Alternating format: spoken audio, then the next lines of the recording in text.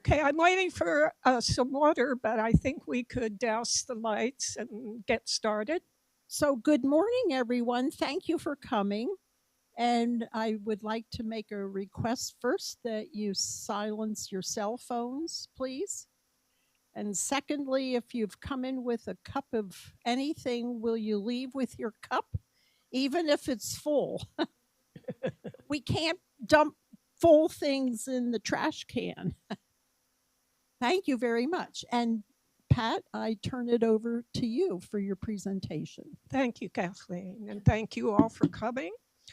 Um, because of circumstances beyond my control, we're doing this in reverse order to what we had planned, that I would go first and then Chava would follow with a later period about the subject that we're looking at with the Pharisees, the Sadducees, and Jesus. And I've called my presentation The Duel or a Dance. What was really going on here? And how I like to look at things like this is I think of it as sort of going to the ophthalmologist, which I'm very familiar with right now, and having all these different strengths and abilities to see clearly in front of you, and the ophthalmologist clicking through them. Can you see better with this one? It's number one or number two better? Thank you so much. And eventually you get to a point where you have achieved, as far as you can, as clear a vision of what it is that you want to see, because you have gone through different ways of looking at it. And so I'm kind of thinking of what we're doing this morning is we're going to click through some lenses to see if we can correct some distortions in the way we've been seeing things and maybe see something we haven't seen before.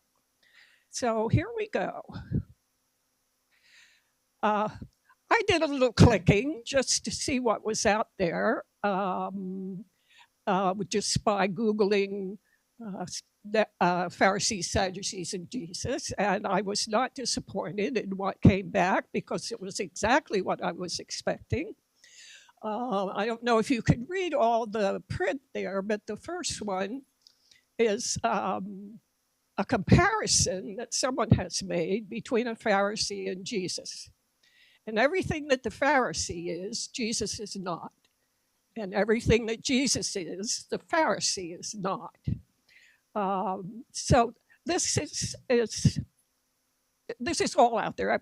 Happily, there are now more of the other side of things than there used to be, but this is what came up first. In the middle picture there, we have a scowling face, which seems to be the only way that Pharisees know how to look. And over next to them, we got people looking as if they're plotting. Sadly, the one down there on the left seems to be targeted at children and telling them that the Pharisees are the bad guys. Now, my personal favorite is the one in the middle there down at the bottom. These two supposed Pharisees or Sadducees or whatever they are look like thugs that just crawled out of the alley and look like they want to bite Jesus in the back of the neck. And then finally over on the right, we have the pointed fingers and all the things that say, these are the bad guys and Jesus is the good guy. But I want to take us through a different set of lenses. And the first lens we're going to look at is a timeline of about 700 years long of all the many times that Israel or the Jewish people, I'm not going to make distinctions here because I don't understand, the Jewish Judaism, Jewish Israelites, that kind of thing. You change from Israelites to Jews sometime after the return from the Babylonian exile. Okay, thank you. About the year 500. Yeah, Okay, thank you. But what I want us to do is we're not going to go through this list. I just want you to kind of snap a little impression of this in your mind just by the sheer look of it, how long that list is, and that all of this has gone before the time that we're going to talk about this morning during the lifetime of Jesus, when the reign of Herod the Great was about to come to an end because he died in 4 BC, I believe. Herod was now the puppet king for the Roman Empire, but he also had ruthless autonomy in Israel, and he was very devoted to making his part of the world a Greco-Roman state. So there are a lot of things going on here. Our second lens shows where the Jewish people were scattered at this time. And again, just kind of take a little snapshot of this. Look at the arrows. They're just all over the place. There's no longer a cohesive community. They're all spread out. And the question is, what has this done to the Jewish identity? After centuries of domination by foreign entities, exile, slavery, assimilation, acculturation, Jewish identity had undergone a significant transformation and fluctuation, as any community does. But it was in shreds. And by Jesus, I skipped one, but many felt that these calamities were God's punishment for failing to follow the law and keep the covenant. And it was kind of like a life cycle that they relived over and over of being faithful to covenant and then being unfaithful, experiencing punishment, and rinse and repeat. So that by Jesus' time, after the dispersal from their homeland, which is called the diaspora, many Jews no longer spoke or read the Hebrew language. Greek and Aramaic were often their preferred language, and they were bombarded by the influence of the Hellenistic culture on one side and the Roman Empire's domination on the other side. And to add to all this, after the end of the prophet Malachi's time, there were no more prophets in Israel, which is sometimes called the 400 silent years, until John the Baptist. Now, I want to point out that John the Baptist comes in the Christian New Testament, but he is considered the last of the old Hebrew prophets. He's not something new. He's still in the line of what the other prophets were doing. So what happens as a response to all this? We have this development of what I'm calling special interest groups within the Jewish population, each of whom had the goal of reestablishing or recreating or reforming, whatever you want to use, Jewish identity. The problem was that none of them agreed with the other groups about what that identity looked like. So here we are. I have chosen 5 of these groups that actually are named in the Christian New Testament. And I know Chava's covered some of this, but I'll just kind of hit the highlights as we go along. And first, we'll look at the Pharisees. They believed that there was the same importance of both the written and oral laws, which they argued had been passed down from Moses. and that this oral tradition included interpretations of the Torah and applications to everyday life, which made it kind of in our own language more user-friendly. People wanted to know how to apply this to their lives. And so the Pharisees had the understanding that there was a tradition that helped us be able to do that. They believed in the resurrection, angels, spirits, afterlife. And the rap on them that we see in the Gospels is that they were too legalistic in attempting, because they felt if you kept the absolute letter of the law, that this would please God and it would save them from another exile. And they believed that this obedience to God could lead to their freedom and eventually to self-government again. And we'll look a little bit later of how that particular aspect clashed with Jesus and his group of followers. The Sadducees were more closely associated with the temple worship.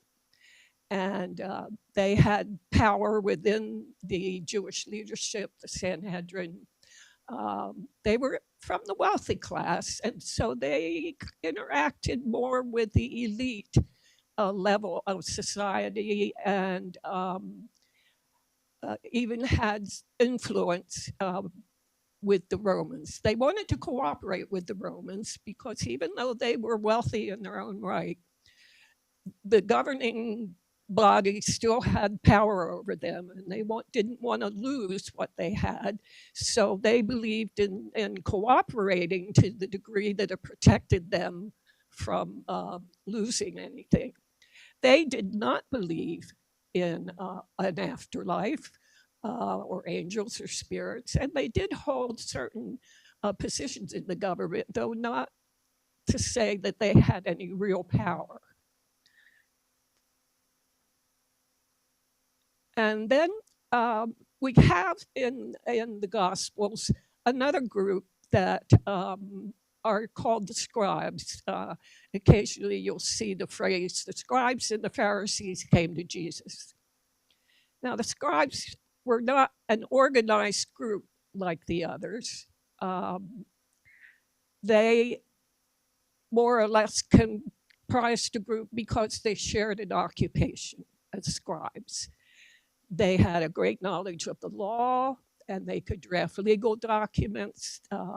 Every village had at least one scribe. Some of them were Pharisees. Some Pharisees were scribes, but not all were both.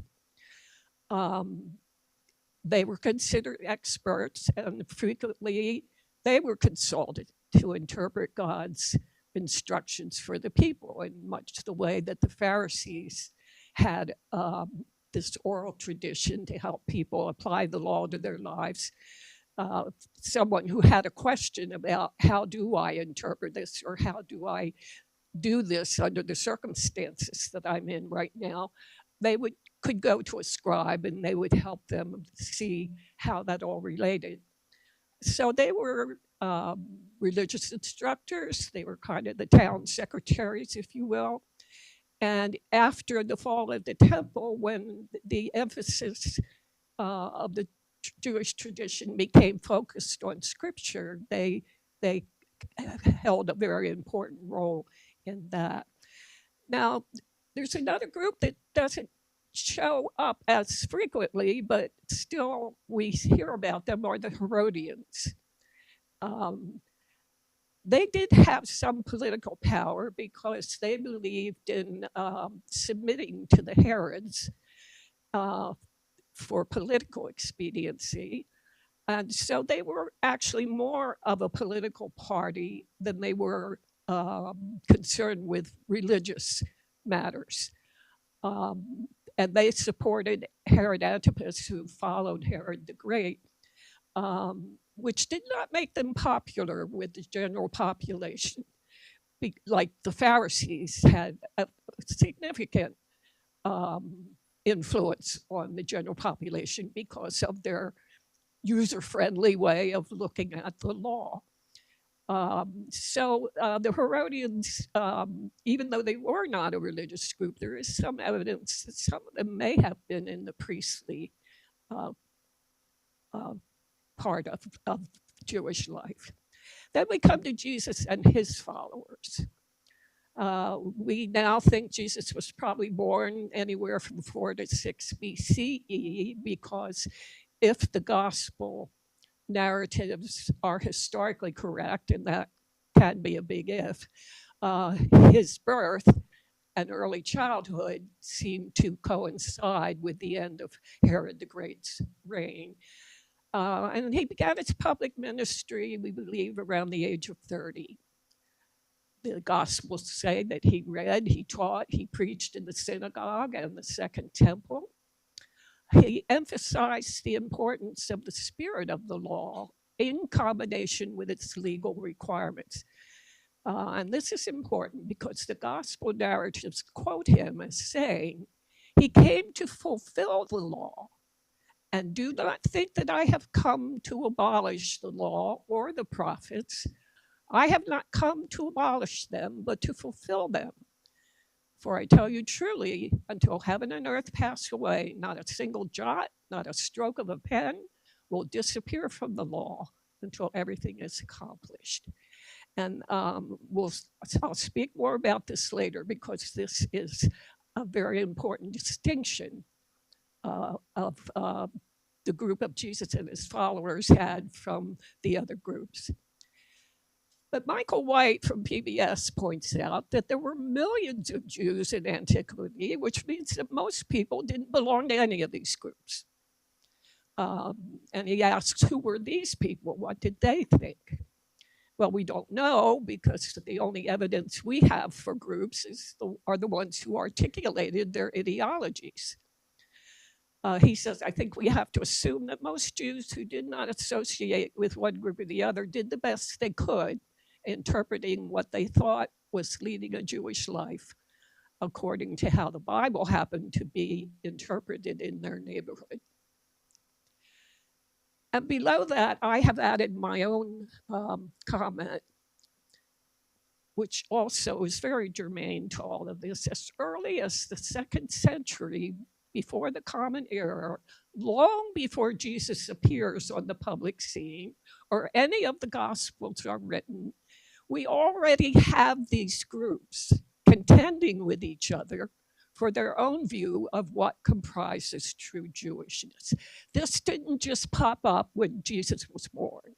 This has been going on for at least 150, 160 or more years. These groups have been duking it out with each other over how much influence another group might have with the people.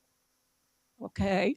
So this isn't like Jesus didn't just pop up into the scene out of nowhere and start this. It was already there. I'm adding the priests not because they were a group like the other groups, but we do hear of them in the Gospels, acting with what's going on with Jesus and the other groups. The thing about them was that even though they protected the Jewish way of life, they weren't reformers or revolutionaries in the way some of the other groups were. But I just mention them because the gospel narratives do mention them in relation to this section or this subject. Now, another thing that we often don't have plugged into our lenses about all this, and actually only came to me as I was working on this. Jesus and his followers were a group. The way that the gospel writers have created their narratives of these encounters between Jesus and the others, it sounds as if there's a whole group here that are ganging up on Jesus, one against, or many against one. And it sounds as if Jesus is just a lone wanderer on the roads of Galilee with Pharisees leaping out of the bushes to verbally abuse him. He was with a group, and that was the problem. The other groups were very bent out of shape because his group seemed to be having more influence on the people than they were.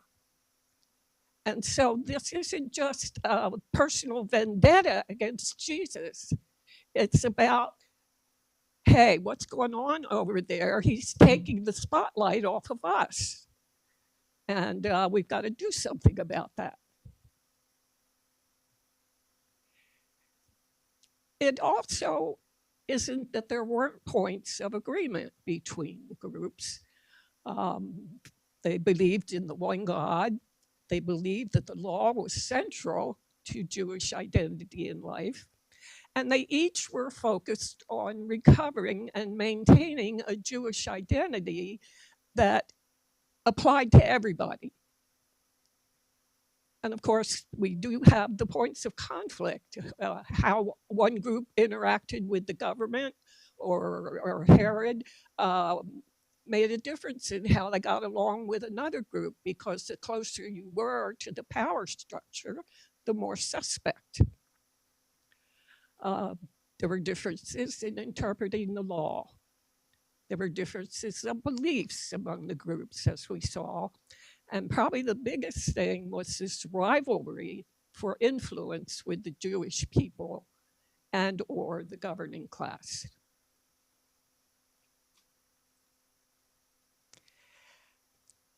And it wasn't just about religion. I read a book in preparation for this called Pharisees, Scribes, and Sadducees in Palestine Society by Saldarini. And he writes that because we've concentrated on the beliefs of the Sadducees, the scribes, and the Pharisees, that scholars have come to view them sometimes as just simple theological debating societies, separate from the rest of life. But in the societies that we're talking about, there was no separation of politics, religion, and the social fabric of a community. I was reminded of a song by Frank Sinatra, Love and Marriage go together like a horse and carriage. This I tell you, brother, you can't have one without the other. And that's how it was with life. Religion, politics, social matters, all were one. There was no separation of religion and government. You got it all in one package. And another thing, it points out that many of the texts that are concerned with the Pharisees and the scribes and the Sadducees involve conflict, which he said, and it's red lettering his mind, that's part of a functioning society, not constituted of it. Even though at times it seems like that's all there is, it's only a part of the whole. And especially in the view of the sources that we have. And he said these disputes are within the fold. And Chava was very instrumental in letting me get to meet another professor at Lehigh University who specializes in early Judaism and early Christianity. His name is Ben Wright. And I had a very wonderful conversation with him about this. And the way he described it, this is driving me crazy. And I'm sure the others too.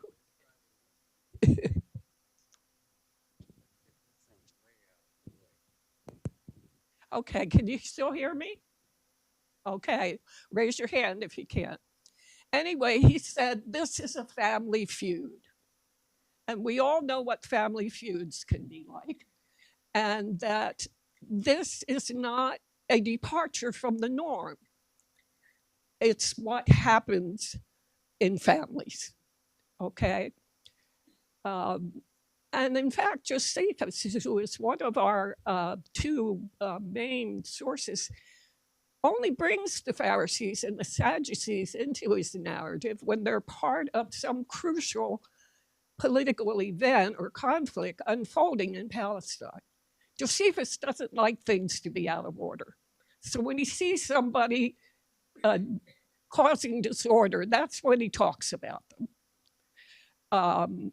And the same with the Gospels. If we think of the Gospels and the way they were written, we hear about these conflicts between Jesus's group and the other groups. When they are in conflict, and there's something particularly notable that the Gospel writers want us to look at.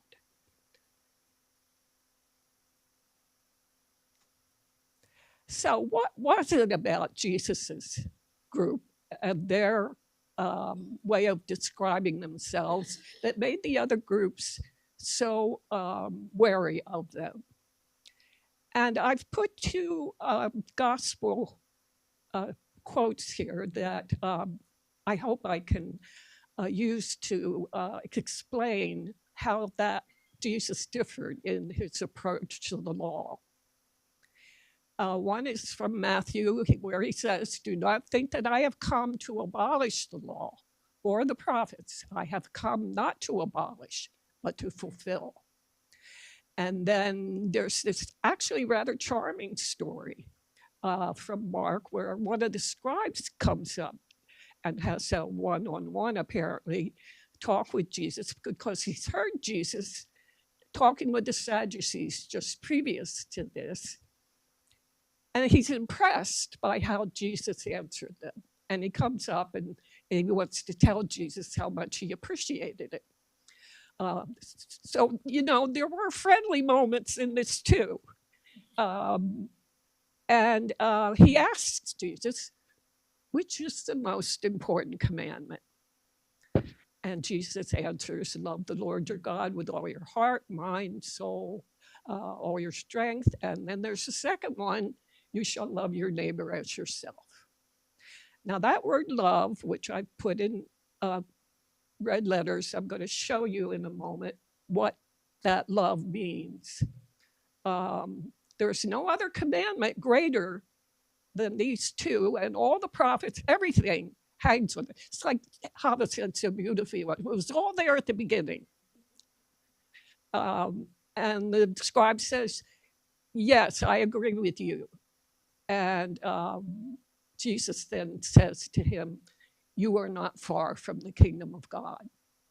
So let's look at this word love and how that differentiates Jesus's view of the law. The Greek word for that in this passage is agape, or you may hear it pronounced agape. The Greeks have all kinds of words for love, and each one has a different dynamic. And the agape love is not based on emotion. It's not warm, fuzzy feelings toward your neighbor. What it is a deliberate choice that we each make to seek the well-being of others, even if we don't like them. Even if we're in an adversarial position with them, we will the same good for them that we will for our own lives. That's what agape is. You don't look for something back from it. You give what you want to receive. You know, it's like another way of the golden rule. Do unto others as you want them. Will the good for them that you would will for yourself. That's agape. That's what that word love in that passage means. That's how you love your neighbor. You don't have to like them. You just will good for them. But Jesus also says, well, I went too ahead before I meant to. But Jesus says we also need the law, especially when we don't like our neighbor, because the law is our safety net that keeps us treating our neighbor without harming them, because we've kept the law even if we couldn't do the agape part. So you need both. That's what fulfilling the law is in Jesus's view, I have come to believe. Now, when I was growing up and I heard all this, and Jesus said, I am the fulfillment of the law, I thought he was saying he was replacing the law. But that's not, I don't believe now that's what he meant. I think he means there's more than one way to fulfill the law. You keep it, yes, always keep it. But there's this other way of fulfilling it when you can also offer good to your neighbor, no matter what the circumstances. So everybody understand that? I hope I do. This is what I believe is the key difference between Jesus's way of looking at the law and maybe the others. Yes, Chava. I just wanted to point out, it's just a quick thing. We'll wait For the official. for the official torch. Go ahead. And that is that those two things, in case people aren't aware of this, the two things that Jesus says, "Hear, O Israel, you shall love the Lord your God, and you shall love your neighbor as yourself," are both quotes from the Hebrew Bible. Yes, they are. Absolutely. Thank you for pointing that out. So going back to Soldini, and he describes a political interest group as a voluntary association which wants to convert its interest into public law or gain control over social behavior. And of course, these groups, as we see, compete for power, and they usually seek to label their opponents as deviant. Now, I just want to point out that living in America right now is almost a mirror image of what was going on back then, where you have all these interest groups. They all claim to know what it means to be American, what America is, who's the real American and who isn't. And they're constantly clashing with each other because they each want to be the one that defines what that is. So this is, again, not something that never happened before and never happened again. This is what it means to live in human community. So we're experiencing, and most of the world is experiencing the same kind of life cycle of when our identity gets battered and tossed up in the air, where does it come down finally? And he goes on to say that this is the give and take of political, social, religious life, and these struggles can be explained as the attempts of dominant and deviant groups to have society follow their rules. And we can apply this to the Jewish leadership and the early Christian community, he says, can be explained in these same terms. So just to point out, let's see, yeah, good, we're okay. What the society looked like at the time and why this relates to that as well.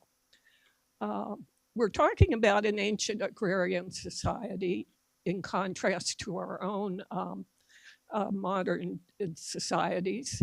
And most of these agrarian societies did not have a middle class, such as we identify a middle class. The two classes are a very large peasant class, which produces the food and the necessities of life to make the society run. And then you have a smaller, much smaller elite governing class, which protects the peasants from outside aggression and lives off the agricultural surplus and what have you produced by the peasants. Now there is an in-between place here, which Soldini says is not to be compared with our middle class, but they're more to be looked at, scholars say, as retainers. Like soldiers, educators, religious functionaries, entertainers, skilled artisans.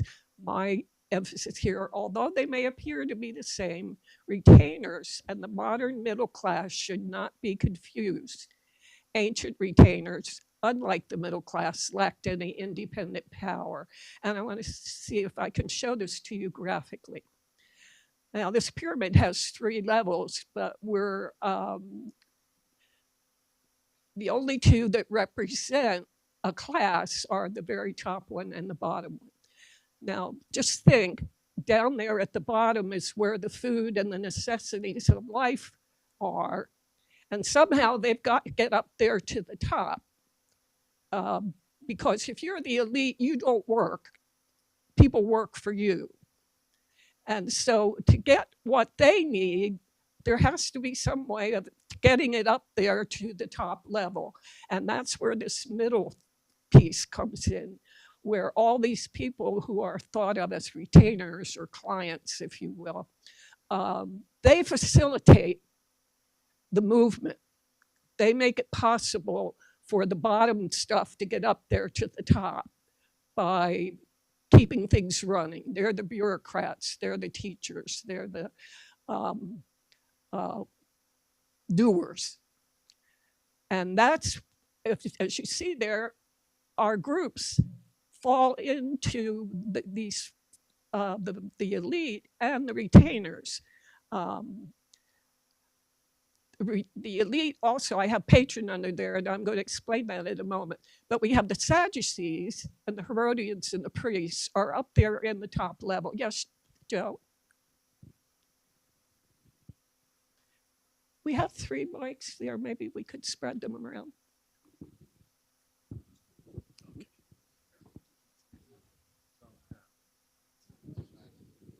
Okay, I had 2 questions, actually. Well, Okay. I hope I have 2 answers. I think you will. I trust that you will, Pat. Can you First take it? the first is fishermen. What is it? Fishermen, Fishermen. where do they fit? And secondly, what I interpret what you're saying to mean is that Jesus's origin was not in the peasant class. It was in the retainers. Yes, because it was. his father, That's right. well, his foster father, Joseph, was a carpenter, a skilled Yes, carpenter. a skilled artisan. Yes, and we assume that Jesus followed that trade. The thing is, Joe, we don't know, especially like the Pharisees, we know they had to have some sort of a living, but we don't know what it was. We have no evidence of that. But I would say, and I'm just speculating, that the fishermen would be down in the lower, providing food. Yeah. But thank you. Yes, Salderini does point out, and many other research on this subject was Jesus, the poor peasant that we have traditionally seen him, believed that in fact he may have been in the retainer class as an artisan, and also that that his family were not as poor as we might imagine they were. Yes. So I guess another thing I just wanted to say about that middle class, and also about the how does the wealth of the peasant class get to the top? This is a group that is mentioned in the New Testament, the tax collectors. Mm-hmm. Okay. Because the peasants were taxed on their produce. Mm-hmm. Everybody was taxed. Some of that went to the Roman emperor, Yeah. empire, but some of that found its way to the pockets of the local elite. Yes. Yes. Thank you. I'm backtracking a little bit to reinforce what you said about agape. Because when I hear a statement like Christianity is about love and Judaism is about law, I realize that the word law is misinterpreted. The Hebrew halakha actually means the way, the path. And it Mhm. has more to do with learning to live in right relationship with God and with each other. Yes, thank you. Actually, early in the Jesus movement, after his life, before the word Christian was created, they called themselves the people of the way. Mhm. Okay. Excuse me, could you just clarify again why the Pharisees are listed in the retainers rather than the elite? I would have thought I'm they'd sorry, be I in the elite. can't hear you. Could you clarify why the Pharisees are listed in the retainer level rather than the elite, where I thought they would be? I apologize. Could somebody? Why are the Pharisees in the retainer level? He thought they would be in the elite. No, they weren't. They were much closer to the people. They did not have independent wealth. They did not have power. They were who they were, and I hope that opens it up a little bit. Mhm. At least from slightly later evidence, they were common laborers, like, they, as I talked about Hillel and Shammai last time, who were Pharisees. One of them was a builder and the other was a woodcutter. Mhm. So, Well, and I that's don't more think, than we knew before. yeah, right. I mean, or at least that's what the legend is. Uh-huh. But the idea was that you had to earn your living, your daily bread, as somebody like that, and those were Yes. not glorified occupations. Mhm. Thank you. We have something called the patron-client system, which referred to that former slide about the elite being the patron and the retainers being the client. This was perhaps at an earlier stage somebody else's idea, but this was a Roman type of system where you had a patron who was expected to provide concrete forms of assistance and protection, legal representation, financial assistance, advocacy, and certain matters. And the client, in return, owed loyalty and public support and a range of services, which is what we're talking about with this retainer setup. This might mean that voting in accordance with the patron's interest, accompanying them in public to enhance their prestige, speaking on their behalf, assisting in commercial and personal affairs. And it wasn't so much transactional as it was a repeated interaction. This is how things were set up in this patron-client system. So each side owed the other something, and this impacted how they related to each other. I'm just going to talk briefly about our two main sources of information, which are sadly incomplete. We know less about all this than we know about it, but at least what we know comes from Josephus and the gospel writers. And as I said, Josephus only talks about them when they're disrupting things.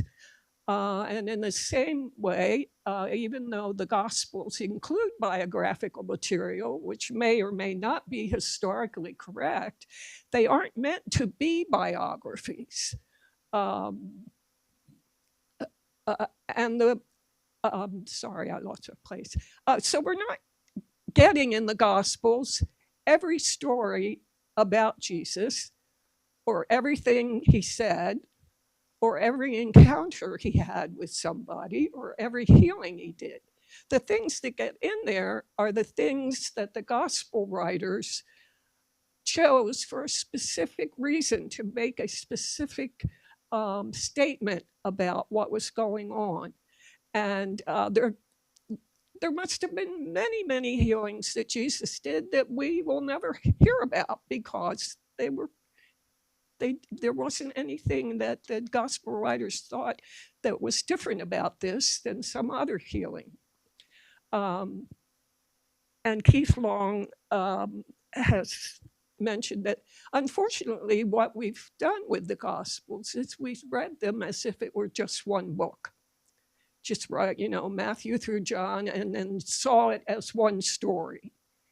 But in fact, all of these books were written decades apart from each other and published separately and for different reasons. So we have to read them parallel rather than, down and up, down and up, down and up, and there's the story. It's kind of like what we do with Christmas. We have two Christmas narratives in the Gospels, And they are very different from each other, but what we've done is smashed them together and made them one story. And what nativity set doesn't have wise men? You know? But Luke doesn't say anything about wise men. That's Matthew. He's got a different story, but we've made it into one. And that's kind of what we've done with the Gospels, is said this all is part of one story. So just to put a little emphasis on that. And then here we go with the destruction of the temple, and everything changes that we just saw. Everything. Because the question now becomes, among many other questions, who is going to lead the Jewish people in a world without a temple? And I made a list of these groups we've been talking about. The ones in red, with the exception of the scribes, lost their jobs. That's the, for all intents and purposes, they become redundant. There are no more Herods. There's no temple, so we don't need priests. The Sadducees were all part of the temple life, and so they're gone. The ones that managed to go on are the Pharisees and the followers of Jesus. The scribes, I put a little asterisk because of what I said before. They aren't really defined by an ideology, so they're not likely to be involved in leadership, but rather because their occupation was able to go on, especially when the emphasis became on Torah study. And I just tongue-in-cheek wrote a two-party system. So what happens when you only have two parties? One believes it's right and the other one is wrong, or that one believes it's right and the other one is wrong. So now we've got a whole different dynamic to what's going on. Come on. Why did these two groups out of the others manage to keep going without a temple? And it's about adapting their identity to the circumstances. Now remember, the Pharisees are the ones who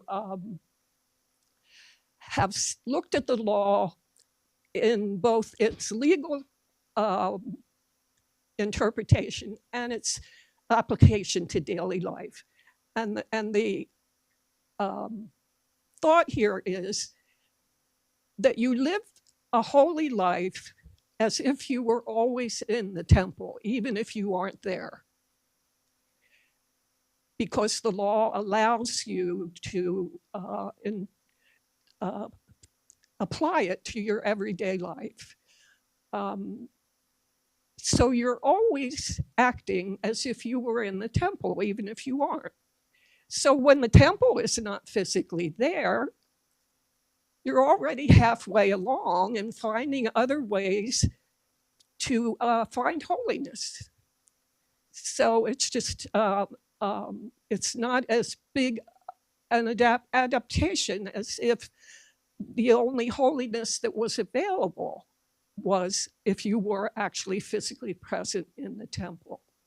The followers of Jesus did it in a different way by coming to see Jesus's life, death, resurrection, became interpreted as a sacrifice in the sense that he died for what he believed about all this.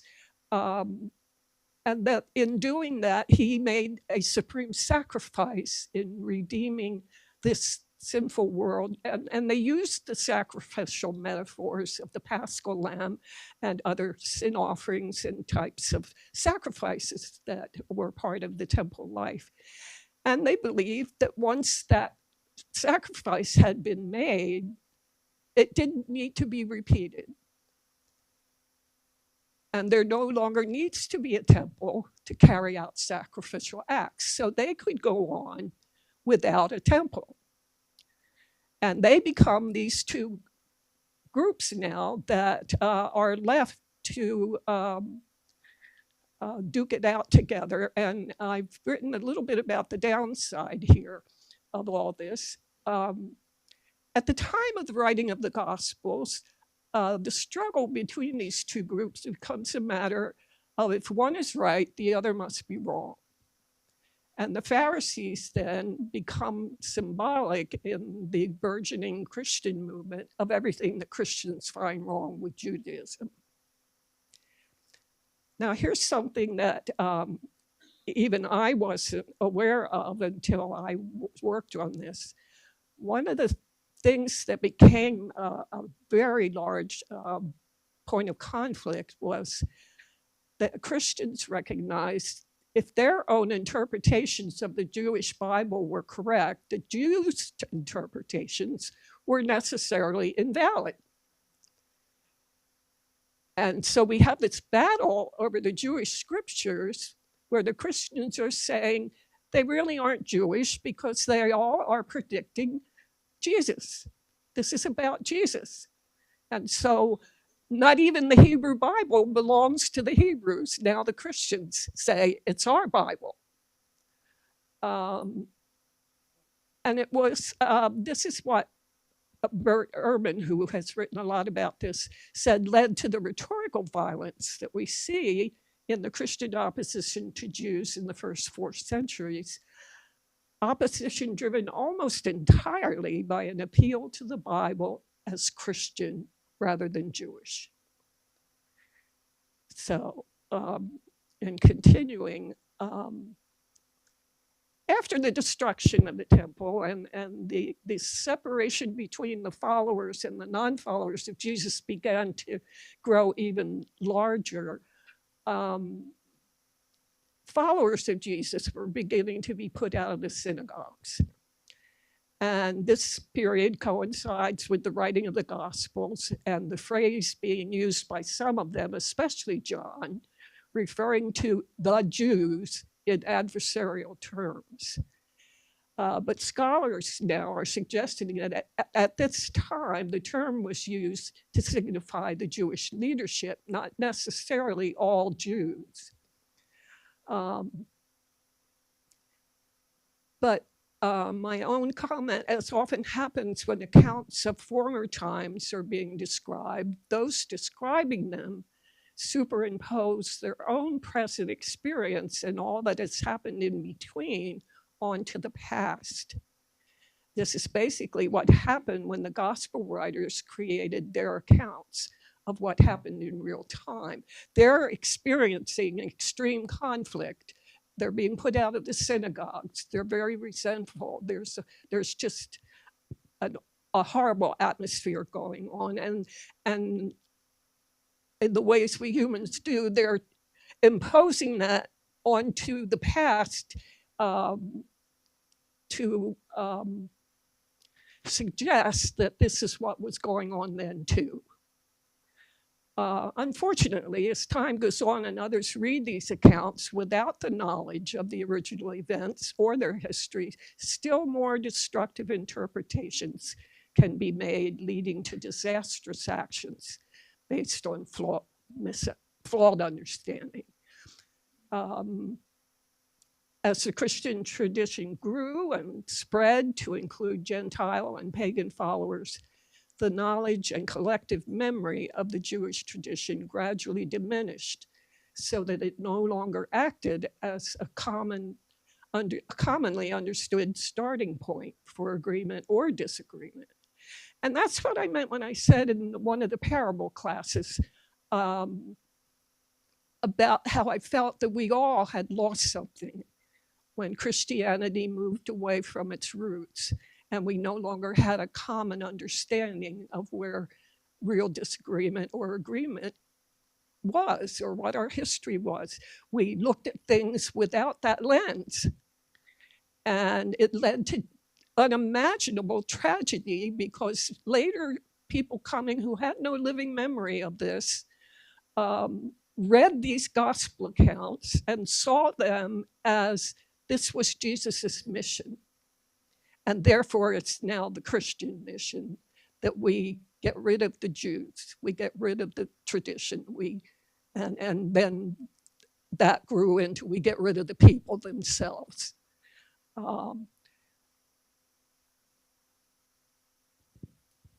So here's what I carry away from this, and I want to share with you. Jesus, born into the Jewish tradition, was an inheritor of its history and lived in and experienced the result of it along with every other Jew. Something crept into Christianity because of these flawed interpretations and the loss of memory that became called replacement theology. That Jesus just kind of popped up into human history like a pop-up menu that on our computer screen that pulls us away from what we're doing, for the express purpose of kicking the Jews to the curb because they were such failures and replacing them with something much better. And the fact that if you look at the title up there, this is still being written about in March 2026 means it's got its claws into all this in a way that is very hard to take out. But this article quotes two of Paul's parts of Paul's letters to the Roman, where he's saying to the Gentile followers of Jesus, and you, being a wild olive tree, grafted in among them, meaning the Jews, the original olive tree, became a partaker of the root and fatness of the olive tree. Do not boast against the branches, but if you do boast, remember that you do not support the root, but the root supports you. And he writes again, I say then, has God cast away his people? Meaning the Jews? Certainly not. For I also am an Israelite, of the seed of Abraham, of the tribe of Benjamin. God has not cast away his people, whom he foreknew. Paul tells us we're a Pharisee, and he never tells us that he stopped being one. He's not trashing his heritage. In fact, it sounds like he's glowing in it. God hasn't thrown off his people. And the thing is that where this replacement theology has taken root, it has often provided the theological cover for anti-Semitism, because people going back and reading this without that foundation of memory that makes it make sense have seen this as almost a mandate to replace it. But let's end this with a better story. Chava mentioned last week how much both of us have come to admire Amy Jill Levine, and she has some wonderful things to say about all this. And I've copied some. There's that same thing about this contrast that's supposed to exist between who Jesus is and who a Pharisee is. She says you don't have to make Judaism look bad to make Jesus look good. And she says, by debating with the Pharisees about Torah interpretation, Jesus does not remove himself from the Jewish community. To the contrary, one does not debate about something in which one has no investment. Jesus was deeply invested in the Jewish experience, to the point of dying. I mean, how much more investment can you put? And first century Judaism was quite diverse when it came to specific practices like the hand washing and some of the things that we hear Jesus's group being encountered with. And he says, she says, Jesus and his followers are part of that diversity, as were the Pharisees. She said, perhaps if more people understood what Jews did then and do now, which is disagree on how to follow the Torah, they would be able to recognize these debates with Pharisees as something normative within Jewish life rather than a rejection of it. And finally, I love this. She's written this little list of things that say you might be a Pharisee if you believe in a combination of fate and free will, if you believe in the resurrection of the dead and a final judgment, if you reject, elitism, thank you, and favor voluntary groups over inherited positions. You value your traditions, but you realize they must be reinterpreted in light of new social circumstances. If you want to make it easier and more meaningful for people to engage in their traditions, and you are willing to discuss how to do so. If you care about multiculturalism and maintaining group identity despite assimilationist pressures, if you have been maligned over the centuries for your commitment to your tradition, and finally, if you'd have dinner with Jesus. So, thank you for watching and listening.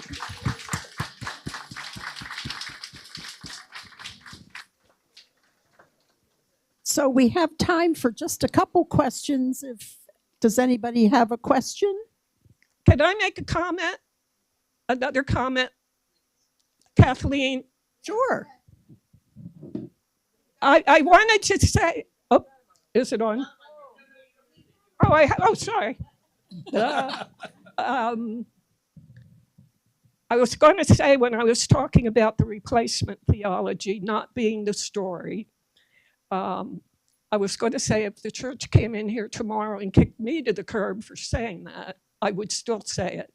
And I wore my heretic shirt today just in case I wanted to be dressed for the occasion. Go ahead, Kathleen. Yes, hello. In terms of the Pharisees of today, and your whole talk about different groups, I mean, mine today, the different groups might be composed of Reconstructionists, Reform, Yes. Renewal, and there's arguments going on among those groups. Oh my goodness, yes. It's a continuation. And if you look at Christianity, a former course that I did, Christianity is now the largest religious tradition. And there are, wait for this, 80,000 different expressions of Christianity in the world. And they do not agree with each other. And that's mind-boggling, but there we are. You know, there's never one response to anything.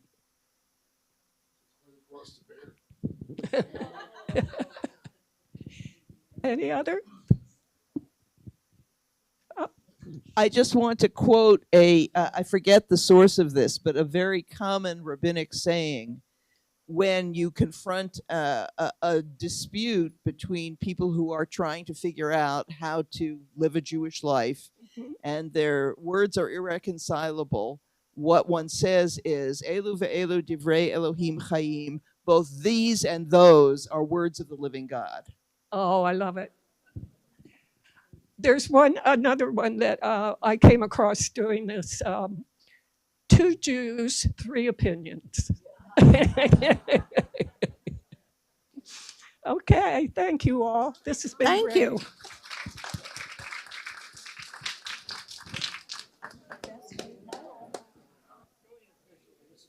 Thank you. Thank you.